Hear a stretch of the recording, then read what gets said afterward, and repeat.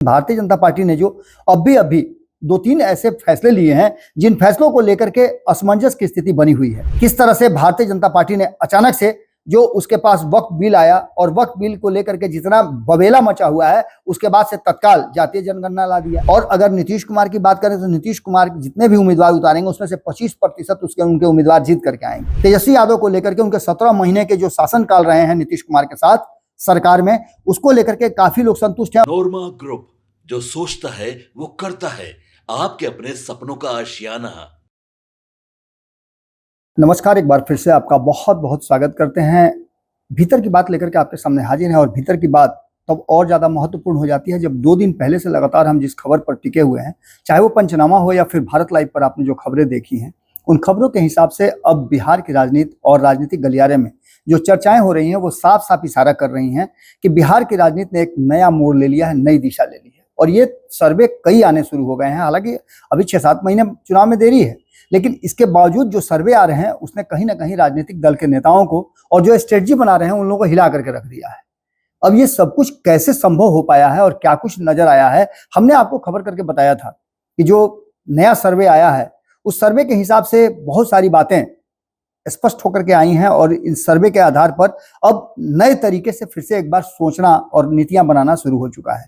हालांकि Rudra research and analytic द्वारा किए गए इस सर्वे को हमने आपको सिलसिलेवार ढंग से बताया था, लेकिन उसके बाद का जो रिएक्शन आया है, उसके बाद जो राजनीतिक उथल पुथल मचा हुआ है और जिस तरह से एक दूसरे से बात हो रही है, कई लोगों ने तो टेलीफोन पे बात करके एक दूसरे को इस पूरे विषय पर मंत्रणा भी की है। दूसरी तरफ आपको हमने ये भी बताया कि लगातार 3 दिनों से मंथन चल रहा है आरएसएस और भारतीय जनता पार्टी के बीच में।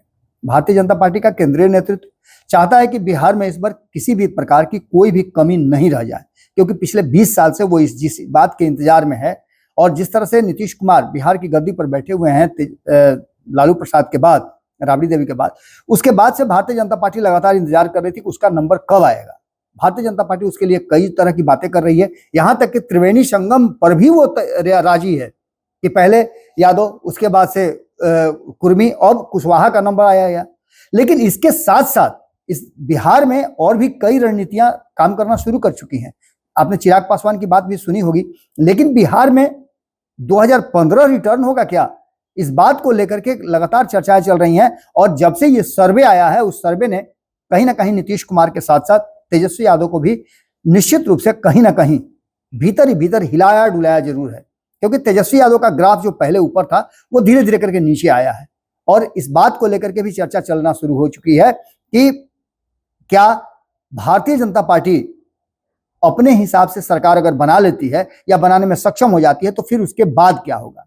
अब तक जो चुनाव हुए हैं बिहार में उसमें आपने देखा होगा, जेपी आंदोलन से निकल करके आए लालू प्रसाद, नीतीश कुमार के साथ साथ जो भारतीय जनता पार्टी के भी नेता हैं वो भी इन्हीं दोनों के पीछे पीछे चलते रहे हैं। चाहे कारण जो भी रहा हो, भारतीय जनता पार्टी ने इस बार के चुनाव में बदलाव की बात की है और 2025 में एक नए बदलाव के साथ वो आना चाहती है। लेकिन क्या इसके लिए माहौल तैयार हो चुका है, ये बात सबसे महत्वपूर्ण है। हम बार बार इस बात की चर्चा कर रहे हैं कि अभी तक सीट शेयरिंग का समझौता नहीं हुआ है, अभी तक ये तय नहीं हुआ कि कौन कितने सीट पे लड़ेगा, किसको कौन कौन सी सीट मिलेगी, स्थिति क्या रहेगी, कौन लीड करेगा। हालांकि मौखिक रूप से सब कुछ क्लियर नजर आ रहा है, लेकिन भारतीय जनता पार्टी ने जो अभी 2-3 ऐसे फैसले लिए हैं जिन फैसलों को लेकर के असमंजस की स्थिति बनी हुई है।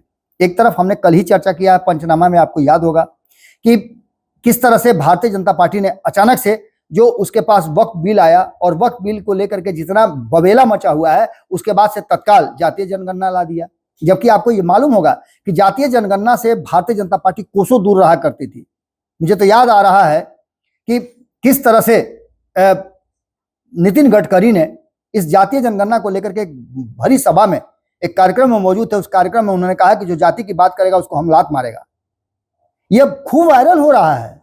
लेकिन इस जातीय जनगणना को लेकर के जहां नरेंद्र मोदी की सरकार ने जातीय जनगणना कराने का फैसला लिया है, हालांकि जनगणना कराना था, लेकिन इसमें एक जातीय जनगणना कराने का एक कॉलम जोड़ने का मतलब होता है कि कहीं ना कहीं विपक्ष लगातार जो दबाव बना रहा था, और नीतीश कुमार तो कहते हैं कि सबसे पहले मैंने मांग उठाया था, लेकिन उधर तेजस्वी यादव का कहना है कि सबसे पहले लालू प्रसाद ने उठाया था।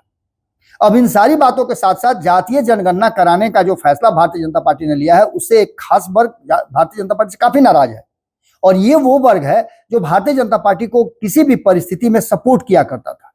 अब इस जातीय जनगणना से भारतीय जनता पार्टी क्या कुछ करना चाहती है, बिहार साधना चाहती है, या इसके पीछे कुछ और मकसद है? हालांकि जनगणना होना था, ये बात भी तय था, क्योंकि परिसीमन होने के पहले ये कहा जा रहा था कि जातीय जनगणना कराया जाएगा, जनगणना कराया जाएगा। उसमें अब जातीय जनगणना का एक कॉलम भी जोड़ा गया है। लेकिन इन सब के बाद जो वर्तमान परिस्थिति बनी है, उसमें जो हमारे पास आंकड़े आए हैं, जो नया सर्वे रिपोर्ट आया, उस सर्वे रिपोर्ट ने कहीं ना कहीं, हम पहले से भी आपको बताते आ रहे हैं कि नीतीश कुमार भी उसी दिशा में सोच रहे हैं जिस दिशा में तेजस्वी यादव सोच रहे हैं। तेजस्वी यादव ने साफ कह दिया है कि मुख्यमंत्री की कुर्सी पर कोई समझौता नहीं होगा। ये उनकी पार्टी की तरफ से आप बार बार सुन रहे होंगे। वहीं नीतीश कुमार के बारे में कहा जाता है, और नीतीश कुमार के बारे में कहा क्या जाता है, नीतीश कुमार ने तो पूरा पोस्टरबाजी ही कर दी। इस खबर के बाद हम आपको एक और पोस्टर की बात करेंगे, जिस पोस्टर में यह स्पष्ट हो गया है कि अब नीतीश कुमार की गाड़ी किस स्टेशन पर जाकर के लगेगी, क्योंकि उन्होंने ड्राइविंग सीट पर बैठने का निर्णय ले लिया है। और उसके बाद नीतीश कुमार किस दिशा में मुड़ेंगे, ये कहना असंभव लगता है, क्योंकि नीतीश कुमार को पढ़ने का वाला अब तक कोई भी ऐसा किताब या कोई भी ऐसा माइक्रोस्कोप नहीं आया जिससे नीतीश कुमार को देख लिया जाए, समझ लिया जाए, पढ़ लिया जाए। हम नीतीश कुमार के बॉडी लैंग्वेज को लेकर के कुछ बातें जरूर निकाल के लाते हैं। जैसे अभी अभी जो वर्तमान स्थिति बनी है, उसमें नीतीश कुमार की बात अगर भारतीय जनता पार्टी नहीं मानती है, तो ये मान के चलिए कि नीतीश कुमार हर हाल में भारतीय जनता पार्टी से अपनी दूरी बना सकते हैं, क्योंकि नीतीश कुमार को इस बार मुख्यमंत्री की कुर्सी पर फिर से बैठना है। क्योंकि 2029 के चुनाव में जब परिसीमन हो जाएगा, सीट बढ़ जाएंगे, जिसकी मांग आपने देखा होगा कि लगातार और भी घटक दल हैं वो ही कर रहे हैं। उपेंद्र कुशवाहा ने 2 दिन पहले ही घेर करके रखा है 14 मांग में से कौन कौन मांग उनका जरूरी है। बिहार के सीटें बढ़ाने की बात हो रही है। ये सारी चीजें परिसीमन के बाद होती हुई दिखाई दे रही हैं, और नीतीश कुमार चाहते हैं कि अगला चुनाव जो हो लोकसभा का, उस चुनाव में नीतीश कुमार एक मजबूत गट्स के साथ उतरें, और इस बीच में उनको मौका मिल जाए कि अपनी पार्टी और अपने संगठन के साथ साथ अपने पुत्र को भी स्थापित कर पाए। अगर वो सत्ता में रहेंगे तो उनके लिए ज्यादा सुविधाजनक होगा, क्योंकि वो लालू प्रसाद की स्थिति देख रहे हैं कि तेजस्वी यादव को सत्ता में रहते हुए अगर तेजस्वी यादव उस लायक हो गए होते या उनको लाया होता, तो वो परिस्थितियां कुछ अलग होती। इन सभी बातों को लेकर के जो वर्तमान परिस्थिति बनी है, उसमें एक बात तो साफ साफ नजर आ रही है कि कहीं ना कहीं जो नया सर्वे रिपोर्ट आया है, उसने भी नीतीश कुमार को जरूर कहीं ना कहीं हिलाया होगा। अगर इस सर्वे रिपोर्ट की बात करें तो एनडीए गठबंधन और महागठबंधन के बीच में 2 धुरियां हैं, एक नीतीश कुमार और दूसरा लालू प्रसाद की राष्ट्रीय जनता दल, यानी कि लालू प्रसाद की पार्टी, जिसमें तेजस्वी यादव को आप आइकॉन मान सकते हैं। एक तरफ एनडीए गठबंधन में नीतीश कुमार के बिना सरकार नहीं बन सकती है, तो दूसरी तरफ तेजस्वी यादव के बिना महागठबंधन आगे नहीं बढ़ सकता है। लेकिन महागठबंधन भी उसी स्थिति में आकर के खड़ा हो गया है जिस स्थिति में एनडीए गठबंधन है। भले ही सरकार बना करके और 230 लोगों का समर्थन दिखा दिया हो 2024 में, जब नीतीश कुमार दोबारा वापस आए थे, तो कई लोग छोड़ करके राजद और कांग्रेस एनडीए गठबंधन में आ गए हों, ये भी एक अलग बात है। लेकिन जो परिस्थिति बनी है, उस परिस्थिति ने साफ साफ इशारा कर दिया है। जो सर्वे रिपोर्ट आए हैं, चाहे वो सी वोटर का सर्वे रिपोर्ट ले या रुद्रा का सर्वे रिपोर्ट ले, दोनों ही सर्वे रिपोर्ट में ये बात तो साफ साफ नजर आ रही है कि अगर नीतीश और लालू एक साथ रहे तो फिर सत्ता का जो सुख है वो दोनों आराम से भोग सकते हैं और अच्छी सीटें लेकर के आ सकते हैं। इसमें भारतीय जनता पार्टी और बाकी के लोग 2015 जैसी स्थिति में आ सकते हैं। लेकिन इस सर्वे रिपोर्ट में अगर देखें आप, तो राष्ट्रीय जनता दल को दिखाया गया है कि बिहार में सीटों पर, जो जितने सीटों पर चुनाव लड़े, उसके 28% उम्मीदवार जीत करके आएंगे राष्ट्रीय जनता दल की तरफ से। और अगर नीतीश कुमार की बात करें तो नीतीश कुमार जितने भी उम्मीदवार उतारेंगे, उसमें से 25% उनके उम्मीदवार जीत करके आएंगे। यानी बिहार में जो 243 सीटों का ये जो समीकरण है, इस समीकरण में 122 सीट पूरा करने के लिए, सत्ता में आने के लिए 122 सीट की जरूरत है, और इसमें 243 सीटों में से 28% सीट जो है वो राष्ट्रीय जनता दल को जाता हुआ दिखाई दे रहा है। वहीं नीतीश कुमार के जी में 25% सीट जाता हुआ दिखाई दे रहा है। ये दोनों मिलकर के 53% होते हैं, यानी कि सत्ता के करीब ये दोनों पहुंच जाते हैं। अब आपको लगता होगा कि नीतीश कुमार तो एनडीए गठबंधन में, तो हम ये बात कह क्यों रहे हैं? हमने एक अनुमान लगाया कि हिसाब किताब गढ़ा है कि क्या होता है यदि नीतीश कुमार और तेजस्वी यादव एक साथ चुनाव लड़ें।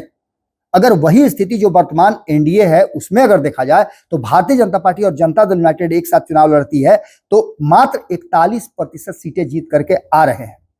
243 में 41% सीट जीत करके आ रहे हैं और दोनों से सरकार नहीं बन रही है। 2020 में भी लगभग यही स्थिति थी। 43 सीट जीत करके आए थे नीतीश कुमार और 74 सीट जीत करके आए थे भारतीय जनता पार्टी के लोग। इनकी भी संख्या पूरी नहीं हो रही थी 122 की और ऐसी स्थिति में इनको 8 सीटें बोरो करना पड़ा था, हालांकि अपने ही गठबंधन से जीतन राम मांझी और मुकेश सहनी से 4-4 सीट वो जीत करके आए थे और एक सीट जो बीएसपी वाला था वो नीतीश कुमार ने अपने तरफ मिला लिया था और एक निर्दलीय उम्मीदवार थे वो मिल गए थे। 125 का आंकड़ा पूरा हुआ था तब जाकर के। अब आप समझ सकते हैं कि क्या स्थिति हुई थी। आज जो स्थिति है, जो सर्वे रिपोर्ट आया है वो उससे भी खतरनाक है और ऐसी स्थिति में नीतीश पर सब कुछ निर्भर करता है। बाकी की जो परसेंटेज है, अगर आप कह रहे होंगे कांग्रेस को काहे नहीं बोले, लोक जनशक्ति पार्टी को काहे नहीं बोले, तो कांग्रेस इसमें 7% सीटें जीत करके आ रही है। अगर 7% सीट 243 में से जीत करके कांग्रेस आती है तो इन सीटों की संख्या हो जाती है 60%, यानी कि सरकार बनाने की पूरी स्थिति जो 2015 में थी वही स्थिति इस बार फिर से बन सकती है यदि नीतीश कुमार एनडीए छोड़ करके महागठबंधन की तरफ जाते हैं। अब दूसरी तरफ आप कहिएगा चिराग पासवान की बात, तो 41% हमने बताया कि 25% नीतीश कुमार का और 16% भाजपा का। इसके अलावे 5% लोक जनशक्ति पार्टी का और ये 46% ही होता है, यानी कि सरकार बनाने की स्थिति नहीं हो पाती है। तो दूसरी बात अगर देखें तो इस जो समीक्षा थी, जो सर्वे रिपोर्ट आया था, उस सर्वे रिपोर्ट में कितने लोग संतुष्ट किससे हैं इसको लेकर के भी सर्वे किया गया था। नीतीश कुमार को लेकर के कितने लोग, राष्ट्रीय जनता दल को लेकर कितने लोग संतुष्ट हैं, तो इसमें जो स्थिति नजर आई थी कि भारतीय जनता पार्टी और जनता दल यूनाइटेड का जो ये गठबंधन है जिसके तहत ये एनडीए की सरकार चल रही है, इस एनडीए की सरकार से कितने लोग संतुष्ट हैं, तो मात्र 42% लोग संतुष्ट हैं और 16% लोग 50-50 में हैं, यानी इसको मिला करके टोटल 58% होता है। 58% में से 50% हम घटा देते हैं तो फिर ये ग्राफ जो है 50% से नीचे हो जाता है, यानी नीतीश कुमार पर एंटी इनकम्बेंसी लागू होती है और नीतीश कुमार को सरकार बनाने में दिक्कत हो सकती है। इस आंकड़े से भी नजर आता है असंतुष्टों की संख्या बहुत ज्यादा है। 40% लोग असंतुष्ट हैं और स्पष्ट नहीं जो है उसमें 2% लोग आते हैं, यानी कि सीधी तौर पर एनडीए के पक्ष में ये जाता हुआ तो दिखाई दे रहा है लेकिन बहुत कांटे की टक्कर नजर आ रही है। वहीं अगर बात हम संतुष्ट असंतुष्ट की बात करें तेजस्वी यादव की, तो इस सरकार से ज्यादा विपक्ष में रह करके तेजस्वी यादव को 45% संतुष्ट लोग मिले हैं। तेजस्वी यादव को लेकर के उनके 17 महीने के जो शासन काल रहे हैं नीतीश कुमार के साथ सरकार में, उसको लेकर के काफी लोग संतुष्ट हैं और नीतीश कुमार का ये जो तेजस्वी यादव ने जो फैसला लिया नीतीश कुमार के साथ जाने का और नीतीश कुमार के साथ रह करके सत्ता चलाने का, उसमें उनको काफी फायदा मिला है। ये 17 महीना उनके लिए एक तरह समझिए तो बूस्टर डोज की तरह हो गया है और 45% लोग उनसे संतुष्ट है। इसके अलावा अगर बात करें हम तो 50-50 वाले जो लोग हैं संतुष्ट भी हैं नहीं संतुष्ट हैं, ऐसे लोगों की संख्या 12% है, यानी मिला करके 57% हो जाता है, यानी यहाँ भी कांटे की टक्कर है। नीतीश कुमार और तेजस्वी यादव, माफ कीजिएगा, नीतीश कुमार और भारतीय जनता पार्टी के साथ 58% लोग, जबकि दोनों मिल करके सरकार चला रहे हैं और अकेले दम पर तेजस्वी यादव को 57% अंक मिल रहे हैं। इसका मतलब कि यहां भी तेजस्वी यादव का ग्राफ बहुत हाई है। ऐसी स्थिति में असंतुष्टों की संख्या नीतीश कुमार के सरकार से कम है। 40% नीतीश कुमार के साथ असंतुष्टों की संख्या है तो 39% तेजस्वी यादव के साथ है। ये वो वर्ग है जो 42% नीतीश कुमार के संतुष्ट वर्ग हैं, वही वर्ग जो है वो तेजस्वी यादव से असंतुष्ट हो सकता है, क्योंकि तेजस्वी यादव के 15 साल के लालू राबड़ी के शासन को आज भी जीवित रखा जा रहा है और उस शासन काल में जो कुछ भी हुआ उसको लेकर के आज भी सवाल खड़े किए जाते हैं और उसी को लेकर के चुनाव में उतरा भी जाता है। मुख्य मुद्दे से ज्यादा लालू और राबड़ी के 15 साल के शासन पर ज्यादा वोट को इधर उधर ट्रांसफर कराने की कोशिश की जाती है। सवर्णों को डराया जाता है कि लालू प्रसाद और नीतीश कुमार जिस तरह से सत्ता चला रहे हैं उसमें 15 साल बनाम 20 साल को जोड़ लीजिए, आपको कौन संतुष्ट करता है। खास करके 2005 से पहले वाले जो युवा हैं जिनका जन्म 2005 के बाद हुआ है, उन लोगों को भी ये बताने की कोशिश की जा रही है और ये तो बजाते एजेंडा में शामिल है भारतीय जनता पार्टी और जदयू के कि आप जाइए और उन लोगों को बताइए कि 2005 से पहले कैसे बिहार में अपहरण और वगैरह वगैरह हुआ करता था। खैर, इन सारी बातों को लेकर के तेजस्वी यादव का ग्राफ बढ़ा है और स्पष्ट नहीं में 4% लोग हैं, यानी कि इनमें से भी अगर मान लेते हैं कि 2% लोग आ जाते हैं तो यहाँ भी ग्राफ बढ़ जाता है। अगर बात हम मुख्यमंत्री की करें, जो कि सी वोटर का भी सर्वे हमने आपको दिखाया था, पहले सर्वे से दूसरे सर्वे में तेजस्वी यादव का थोड़ा सा ग्राफ गिरा था, नीतीश कुमार का ग्राफ इसमें थोड़ा सा ठीक हुआ है, और वो क्यों हुआ है तो आप समझ ही सकते हैं। बीच में उनके पुत्र आए, आकर के बहुत सारी बातें कही, उन्होंने कहा कि पिताजी ही बनेंगे मुख्यमंत्री वगैरह वगैरह, बहुत सारी बातें सामने आई। कई योजनाओं का उन्होंने गिनवा दिया उंगली पर कि ये योजना उन्होंने दी। अब जो सीएम फेज की बात करें हम, तो बिहार की जनता चाहती है कि 35% लोग ऐसे हैं जो तेजस्वी यादव को मुख्यमंत्री के रूप में देखना चाहते हैं। ये सबसे बड़ा संख्या है, और इस संख्या को आप समझ सकते हैं कि एमओआई समीकरण के साथ साथ जो मुकेश सहनी वगैरह जुड़े हैं, और खास करके आईपी गुप्ता का एक सॉफ्ट कॉर्नर जो रहा है कि उनके साथ अब तक एनडीए गठबंधन के लोगों ने सिंपैथी नहीं दिखाई है, उनके साथ जो उनका आरक्षण छीना है उस पर किसी तरह की कोई बात नहीं की है। हालांकि सदन में सवाल उठाए गए हैं, लेकिन किसी ने भी बैठ करके टेबल टॉक नहीं किया है आईपी गुप्ता से कि आपको जो समस्या है उस समस्या का निदान कैसे करें। यहां तक कि आपको याद होगा, हमने खबर करके ये बताया था कि अगर एनडीए के, खास करके भारतीय जनता पार्टी को बिहार में बेहतर परिणाम लाना है, तो एक वर्ग इस बात के इंतजार में है कि उसको आरक्षण जो वापस लिया गया है वो दे दिया जाए, तो वो 40 लाख वोट जो है वो एक मुश्त कहीं ना कहीं चला जाएगा। आईपी गुप्ता की जो जातीय समीकरण बनाई है, उन्होंने जो पार्टी बनाई है, जो गठबंधन उनका है, उस गठबंधन ने साफ कर दिया है कि कहीं ना कहीं आईपी गुप्ता का समाज जो है वो एकमुश्त सिर्फ आरक्षण वाला एक सूत्री मांग को लेकर के अपनी पार्टी भी बनाया है, और वही जो आरक्षण दे देगा, जो वापस करेगा, उसी के तरफ वो झुकेंगे। राहुल गांधी ने बुला करके इनसे बात कर ली, और राहुल गांधी ने बुला करके बात किया, वो कहा कि हमारी सरकार बनती है या हम आपके इस मांग के साथ खड़े हैं। ऐसी स्थिति में अगर भारतीय जनता पार्टी अंतिम समय में दरवाजा खटखटा दी, आईपी गुप्ता का उनसे बात कर ली और उनका आरक्षण देने का वादा कर लिया, तो ऐसी स्थिति में हो सकता है कि कुछ पलट जाए। लेकिन वर्तमान परिस्थिति में तेजस्वी यादव का 35% मुख्यमंत्री के रूप में चुना जाना, लोगों का विचार रखना, ये कहीं ना कहीं बहुत बड़ी बात है। वहीं अगर नीतीश कुमार की बात करें तो 25% लोग आज भी नीतीश कुमार को मानते हैं। उसके पीछे का कारण आप समझ ही सकते हैं। बाकी चिराग पासवान की बात करें हम, तो चिराग पासवान का ग्राफ भी बढ़ा है, सी वोटर से बहुत बढ़ा है, और 16% लोग चिराग पासवान को चाहते हैं। चिराग पासवान तब जबकि उन्होंने कह दिया है कि वो 2030 में बिहार में चुनाव लड़ना चाहते हैं। अब आप समझ सकते हैं कि ये पूरी स्टोरी जो है किस तरफ शिफ्ट कर रही है। इसमें सीधा सीधा नजर आ रहा है कि भारतीय जनता पार्टी से जो भारी बलंडर हो गया है, उस बलंडर को लेकर के ये सर्वे काफी महत्वपूर्ण हो गया है। अब ऐसी स्थिति में सम्राट चौधरी की बात कर लें तो 8%, और प्रशांत किशोर की बात करें 7%, और इसमें से कोई नहीं 7% लोगों ने कहा है। अब एक जो सबसे बड़ी बात सामने आ रही है वो ये है कि बिहार में भारतीय जनता पार्टी से भारी बलंडर हो गया है, और बिहार में बड़ा सियासी भूचाल आने वाला है। खास करके जातीय जनगणना की बात हम करें तो जातीय जनगणना का कॉलम जोड़ने का बात जो करके भारतीय जनता पार्टी ने अपनी ही पार्टी के भीतर और अपने वोटरों के भीतर एक अलग तरह का माहौल छेड़ दिया है। इसके काफी विरोध भी हो रहे हैं, और इसका मामला जो है दूसरे तरफ भी जा सकता है। वहीं आपको बता दें कि जातीय जनगणना को लेकर के नीतीश कुमार और तेजस्वी यादव इसकी शुरुआत किए थे। बिहार से उठ करके दिल्ली गए थे, प्रधानमंत्री नरेंद्र मोदी से डिमांड किया था, उन्होंने नहीं माना, तो आ करके बिहार में 2023 में उन्होंने किया। अब इस जातीय जनगणना को लेकर के जो सामने परिस्थिति आई है, इसको लेकर के और इन आंकड़ों को लेकर के अगर देखा जाए तो ज्यादा खुश कहीं ना कहीं महागठबंधन के लोग हैं, विरोध में जो लोग हैं वो है।